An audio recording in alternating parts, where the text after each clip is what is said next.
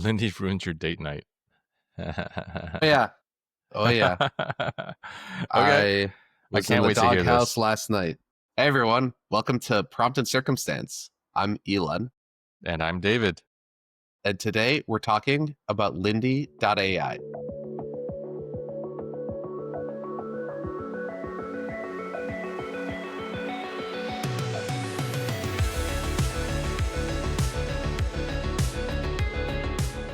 All right, on today's episode, you're going to hear about how Lindy ruined my date night. You're going to hear what's wrong with the tool. I'll also tell you what's right with the tool, what does work well there, and I'll do a quick comparison with ChatGPT's agent mode. Hey, Ilan. All right. So you've been playing with Lindy for a little while. I'm curious to hear what went well and what didn't, and how it compares to other similar tools. Very happy to go into that. Now, let me start by framing this with the season that we're on, right? We're still working on discovery of this product that we want to build. And what I was thinking was that Lindy would be potentially a really good tool for helping to find the right people to talk to.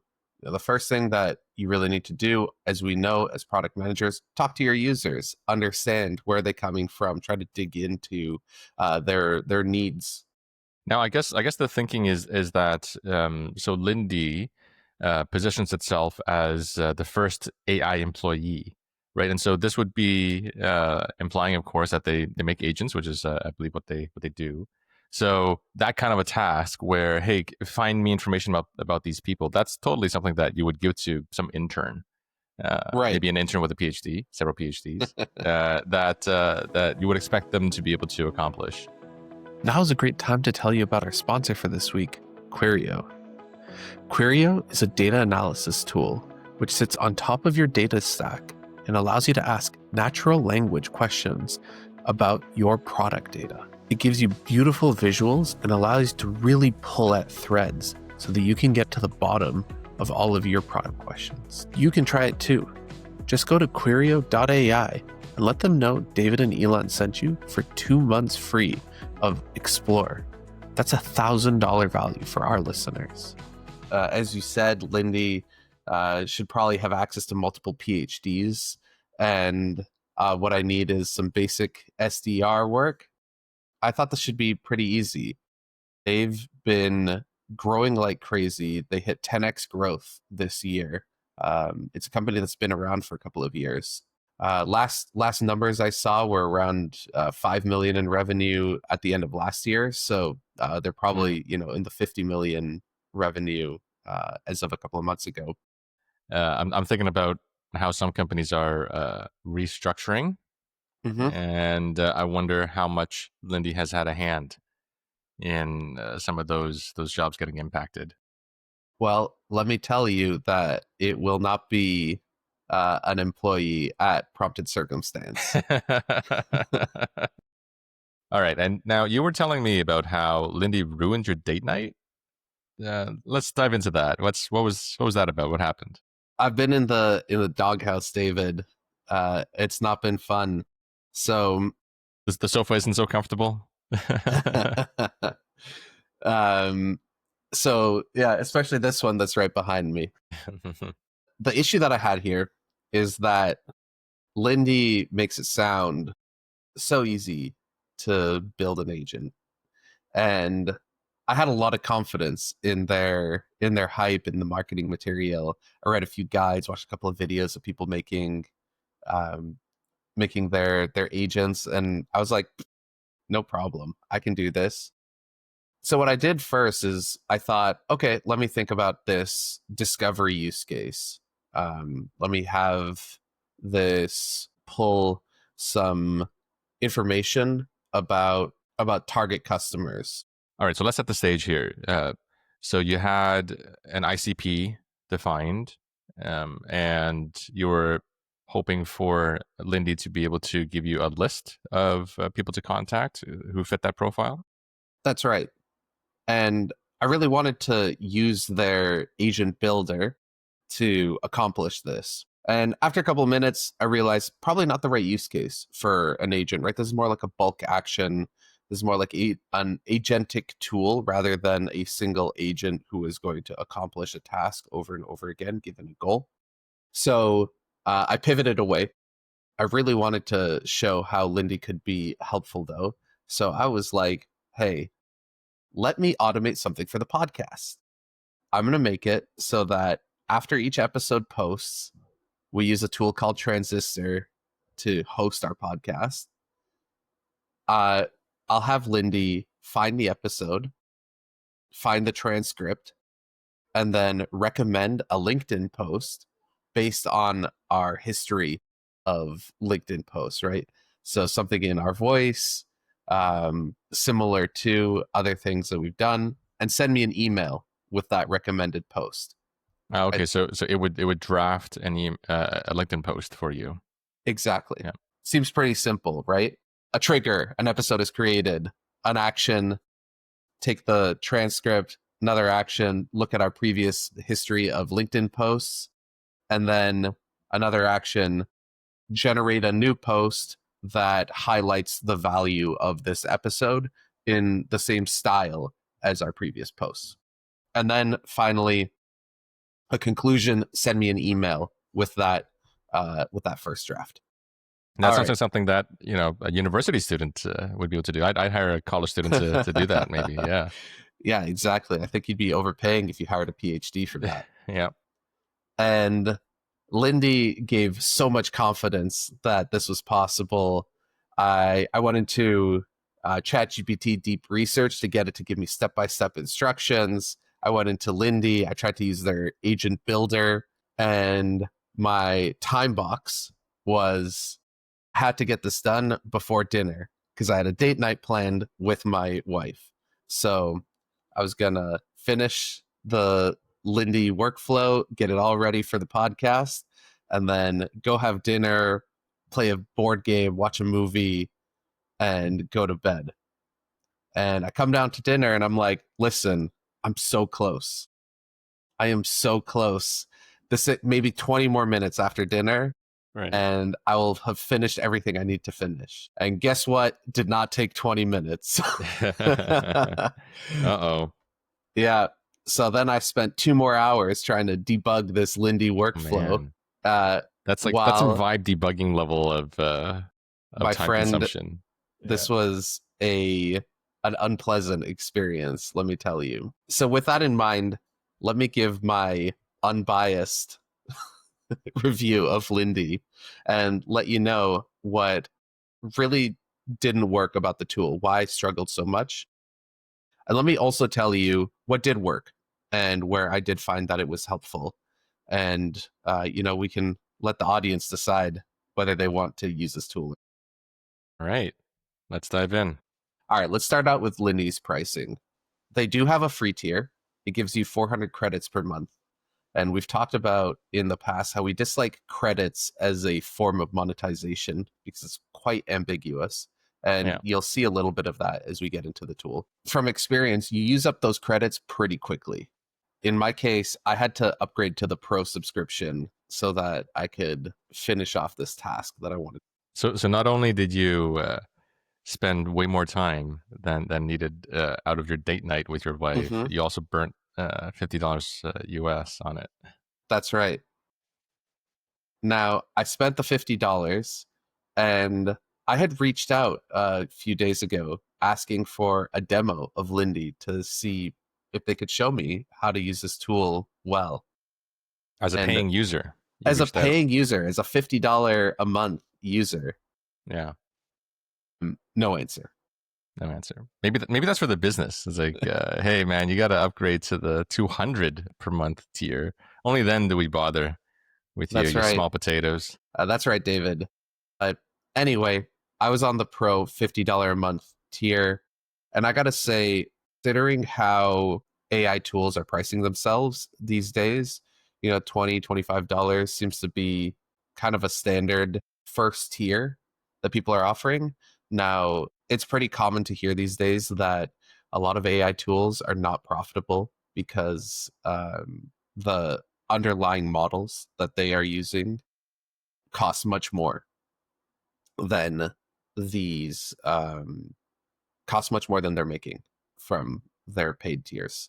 So maybe Lindy is accounting for that, right? They want to be a sustainable business. They want to make sure that their agents don't just stop working one day because the company runs out of cash. Now, do they explain what credits map to? Is it roughly tokens or is it something else? They don't. They don't explain what credits map It's to. completely arbitrary. It is completely arbitrary. All right.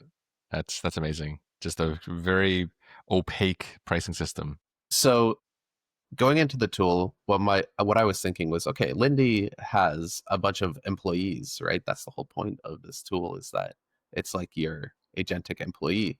So probably their agent builder will be all the help I need to be able to build the agent that I want to build. I mentioned before that I had this workflow that I wanted to build, right? An episode gets created and then it pulls the transcript and then it checks against our previous LinkedIn posts, and then it uses our latest transcript to suggest or draft a new LinkedIn post. And finally, that it would email me that draft post. Mm-hmm. So the first thing here is a trigger, right? The trigger is from Transistor, from this platform we use to host our podcast. When a new episode gets created, trigger the workflow. So I start out and hey, look, Lindy has a Transistor trigger built in. Lovely. Very cool. I come into here, and when you're setting this up, you add an account. It gives you a little window. It tells you use Pipe Dream. It gives you a window to put in your API key. And then on the right-hand side of the page here, it'll give you your account. And the first thing you need to do is choose a show within your account. Well, after 3 attempts and 2 different API keys, it turns out you can't get the show. There's some unknown server error when you get the show. So you're stonewalled before you even start. Mm-hmm. Now, as I start to talk with the agent, it gives me a bunch of steps to try out. Mm-hmm. And today it's given me a different suggestion, which was first to check the Lindy community, which had nothing, then contact Lindy support, who doesn't answer, and then finally verify with Transistor that the API key is working by testing it. And I did that. I did make sure that the API keys are tested directly with Transistor. Okay. Yesterday, it told me, you know what? You can just copy paste your show ID and put it into the agent step, and it'll work just fine. I tried that. It does not work. You cannot copy paste a show ID into here and have it just work. So herein lies the first 2 problems that I found with Lindy. One is they have all these triggers. They advertise that they are connected with 5,000 different tools. Mm-hmm. But I don't think they've really tested those integrations very well. Just like a flyby integration. It's like, That's hey, what's the URL? What are the params? And right. go. We're done. Next. Exactly. Yeah. So the tools don't work. And the second one is that the agent hallucinates. And this was really the crux of the problems that I had, because I really tried to use this agent to help me along and get me there, assuming that it was trained on their documentation. So it would really be able to understand, right, what are the ins and outs of how to use Lindy. That seems like an obvious thing to do. And also the when the agent builder came back and said contact Lindy support, I would have expected, okay, where's the CTA to that, right? Okay, can I do it right now? Like, am I not right? And you would think also that maybe their support would be using AI agents, which would mean that they'd be very responsive. I know I'm kind of squinting my eyes, thinking, hang on, does that mean that Lindy's not using their own tech? I know, it does make me wonder. It does make me wonder. Now, meanwhile, throughout this whole process, I was burning credits. So each request to the agent builder burns some credits. But even when you're chatting with it. even when you're chatting with it. Yeah. Yeah. See, which is unlike the vibe coding tools like Replit and Lovable and Bolt, right? Because when you put those into chat mode, you're not spending any of your actual credits. You're just talking about your code base, right? It's only when you build, at least last I checked, it's only when you build and write code do you spend those credits. So this is kind of uncool. All right. So then I put my tech hat on and I was like, how else might I solve for this? And actually, this is where ChatGPT's deep research, which I used to give me the steps that I should take, offered another suggestion. And one of the things that it said was that it was not clear if Lindy's transistor integration existed or actually worked. So what you should do is use a webhook trigger. So Hmm. I went into the documentation. I figured out how to make a webhook trigger work. I'm not going to get into that. It kind of gets into some pretty nitty gritty technical details and technical setup. But already this is a warning sign for somebody who may not be so technical and wants to build an agent to accomplish tasks within Lindy. Yeah, exactly. I mean, I'm thinking the same thing, right? Like, go to a random marketing manager who wants to Mm-hmm, do something on the marketing side. Which, by the way, like it's marketing and sales that's seeing significant uh, impact from this AI revolution. mm-hmm, Um, and yeah, so just go to marketing manager and tell them to do this. And good luck. Good luck with them being able to get make any kind of progress on this. So yeah, this is very far from the easy to use no code claims that some people mm-hmm. have for Glindy. So the next thing that happens is I need to go get the transcript. And again, here, because the transistor integration is not working, I got to do that on my own. So back into the transistor documentation, find out, okay, here's the API call that you need to make. It's actually pretty simple. I need to grab an ID from the webhook response and put that into a URL, and that will give me the episode information. So I go ahead and do that. And then I test, and it doesn't work. And it fails over Hmm. and over and over again. And it And can't fix itself, right? It's not like it some can't. vibe coding tools they'll say, "Oh, I noticed that there's an error. Let me go try to fix it." Right? Did Lindy do that? Well, funnily enough, I told the agent that I had this problem. In fact, you can see here where I gave it the information about what I was looking to do.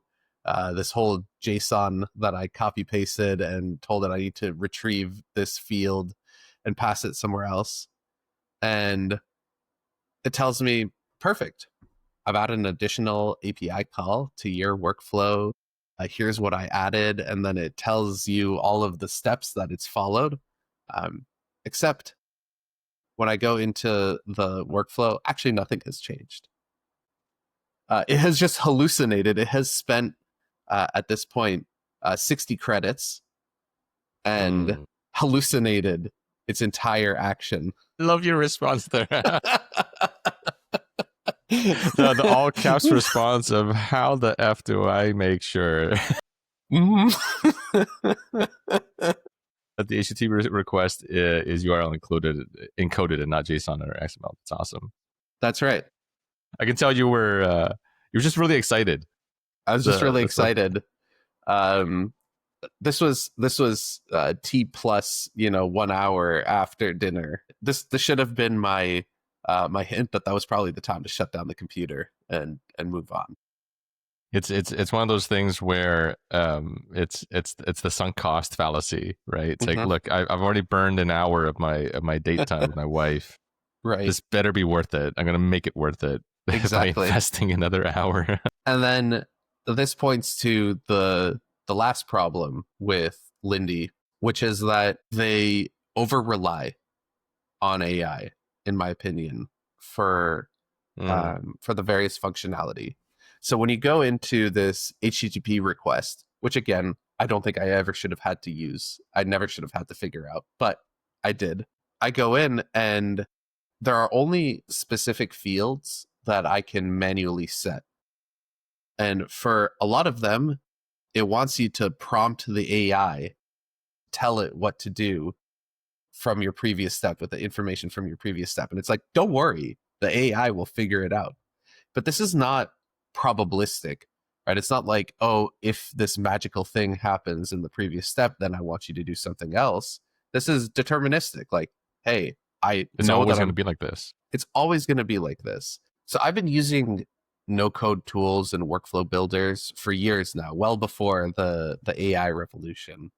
And making an API request is, while technical, a pretty standard piece of functionality that these tools have.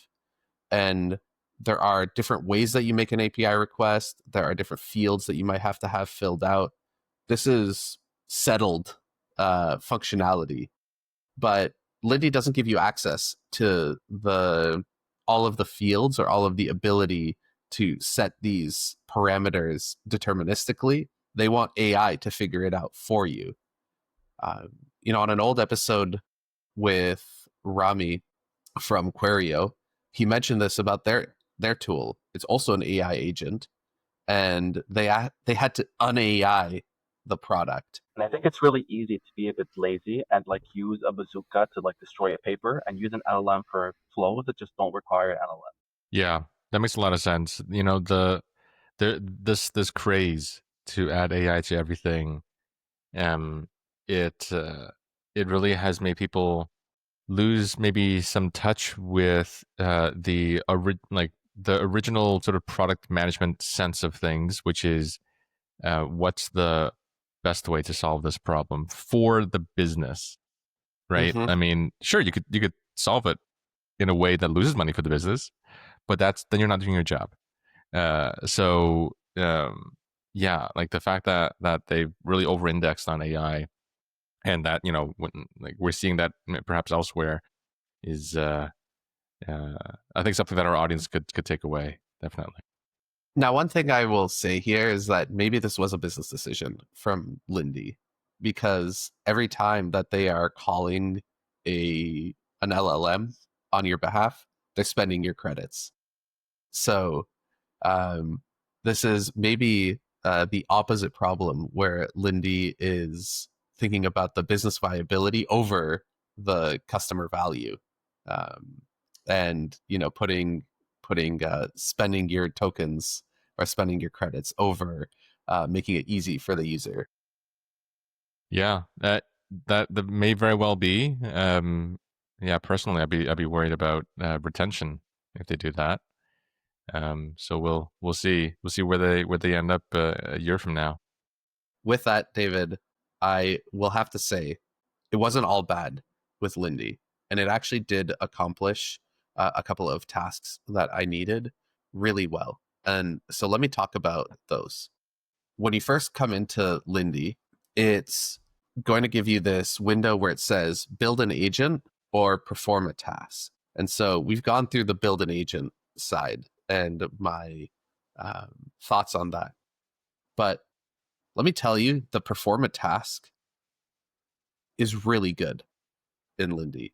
Hmm. It's comparable to ChatGPT's agent mode, but I would say that Lindy is really well connected to the types of tools that it needs to accomplish these tasks and accomplish them pretty quickly.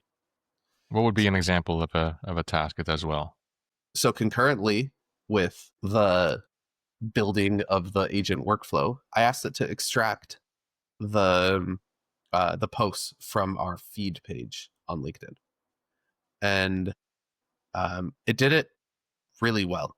I'm Hmm. going to scroll a little bit here and show you. So for those listening, there's a conversation back and forth, and it looks like Lindy provided a markdown document with all Exactly. of the posts.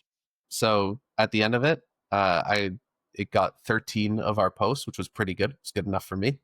And exactly as you said, it provided it in markdown format. So I was able to copy paste this into Notion, and I had my first version of the document that I needed. And actually, it was a great was a great win for me otherwise, because I think that we should be maintaining this history in a way that's easy for us to access via LLMs in the future. Let me talk about another example where this agentic tool that they have did really well. Was I wanted to find people with specific titles or types of titles from Series B startups, because we have a hypothesis that we want to test, and these are the kinds of people who we want to talk to. And Mm-hmm. we don't know a ton of them just out of our network. So I figured, hey, let's go out and figure out who's out there. The agent tool did an amazing job at giving me just a list of folks who I might want to talk to. And And I like that it actually asked you some clarifying questions first, even though you did not prompt it to do so. Right. Like, so there's questions such as how many people are you looking to find in total? And are you targeting any specific geographic regions or industries? Do you have a preference for company size? That is employee count range. So, I mean, those are all great questions to ask before going on this kind of a search for the people who you're looking for. So I think that's quite good. it was, and it did a great job. And so here's a snippet of what it did. It gave me more than this, but it found people at Series B startups. It told me what's their job title, what company are they at, the company size, the location, and it gave me their LinkedIn URL. It even tried to figure out their work email Mm. um, and and personal email, which it's a little scary how much information is available out there from lists that Lindy has access to. But this really gave me the idea that what Lindy might be best for is sort of sales outreach marketing material. Right? It did a great job in another case testing out an idea we had for a tool for teachers. It gave me a list of 100 people who we could potentially reach out to, as well as creating the outreach plan. So this is where I think that the tool really shines, is in its ability to um, serve those kinds of more sales focused, marketing focused users. And I did compare this with the agent mode in ChatGPT. The Lindy response took maybe a couple of minutes at best. It has access to a bunch of tools, it has access to a bunch um, of information already. These are some of their pre-built connectors are to sort of lead scraping sites.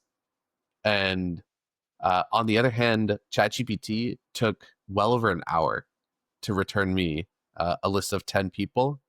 And the list of 10 came from 3 companies. Mm.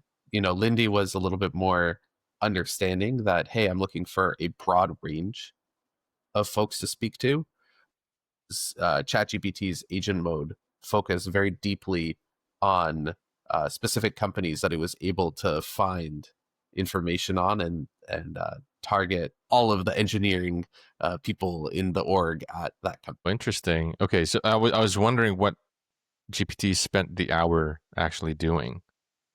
I It's mean, it spent a lot of time doing research online about Series B companies. to find which is the right Series B company. That's right. Even though, I mean, I assume you gave it the same prompt, Mm-hmm. which is basically I need to find people with the following titles in Series B startups who have received funding in the last 90 days. So, there isn't a whole lot to really think about, I'd imagine. So it's interesting that it spent an hour on it. I mean, that's an hour of it generating text, I'd imagine, somewhere in the back, right, through tool use and so forth. Yeah, going into ChatGPT, I gave it the exact same prompt, and Mm-hmm. you can see where it was thinking that it was reading through web pages of different companies and reading through news articles, trying to understand um, what companies have raised rounds in the last 90 days. So I see. Interesting. Yeah. I mean, maybe Lindy has access to some special tools too that GPT doesn't, right? Like maybe, uh, some kind of tool for what is it, Crunchbase? that's right. Um, yeah. So with that, that's the good, the bad, and the ugly of Lindy. To summarize, I don't think their workflow builder is that great. It will not be an employee at PNC Podcast, and we probably will not be renewing our subscription to them. We will be a churned customer. Yeah. I wonder whether an agent would reach out to you to try to save your churn. That's right. On the other hand, their task mode is pretty good, right? It does burn through your credits, but if you're looking for customers in your ICP that you could chat with, that you could reach out to, Lindy will do a really good job at that. And I'm sure that there are more sales focused automations that their agent builder could even do well at. Yeah, yeah. Well, thanks for walking us through that, Ilan. You know, I did a bit of uh, research on sort of the market response to Lindy in terms of people actually using it, people who are building AI agents and so forth. And the reviews are mixed. There are some people who say that you know, just try N8N or put something together in Zapier. Those seem to be the go-to for some people who are doing the kinds of things that you might be looking to do, which is to given a trigger, do this, access this API. It sounds very much in Zapier's wheelhouse. Yeah. Absolutely. And Zapier has done a lot with their agentic tools. So maybe one for another episode in the future. Yeah. I'm looking forward to it. Well, that's it for today's episode. Please remember to like and subscribe and give us a review. You can find us on the socials at P and Z Podcast. Let us know if there are other tools that you think could be useful in discovery that you'd like us to test out. All right. We'll catch you at the next one. See you next time.